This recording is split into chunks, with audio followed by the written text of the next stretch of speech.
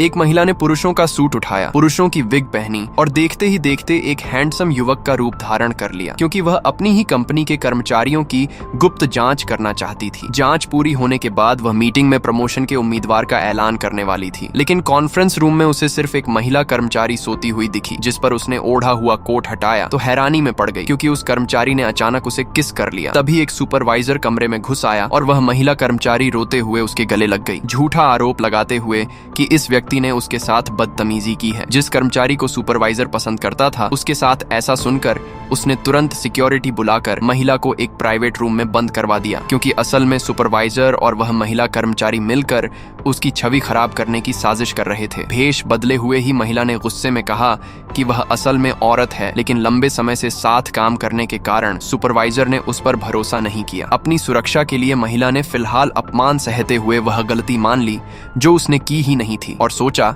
कि बाद में अपनी असली पहचान उजागर कर सबको निकाल देगी। लेकिन जैसे ही वह बाहर निकली, कई कर्मचारी मोबाइल कैमरे लेकर उसे घेर चुके थे, क्योंकि सुपरवाइजर ने उसे बदनाम करने की ठान ली थी और सबके सामने उसे बुरा इंसान घोषित कर दिया। एक के बाद एक कर्मचारी उस पर आरोप लगाने लगे और हालात तब और बिगड़ गए जब उस महिला कर्मचारी ने अपने फटे कपड़े दिखाकर झूठा दावा किया कि उसके साथ गलत व्यवहार हुआ है, जिससे भीड़ और भड़क गई और बिना सच्चाई जाने उसे जबरन कंपनी से निकालने की कोशिश की गई। जब वह पूरी तरह बेबस हो चुकी थी, तभी उसका असिस्टेंट बॉडीगार्ड्स के साथ पहुंचा और उसी पल सुपरवाइजर को एहसास हुआ कि यह तथाकथित युवक दरअसल भेष बदली हुई एक महिला थी और वही कंपनी की मालिक है। तब जाकर उसे अपनी मूर्खता का एहसास हुआ।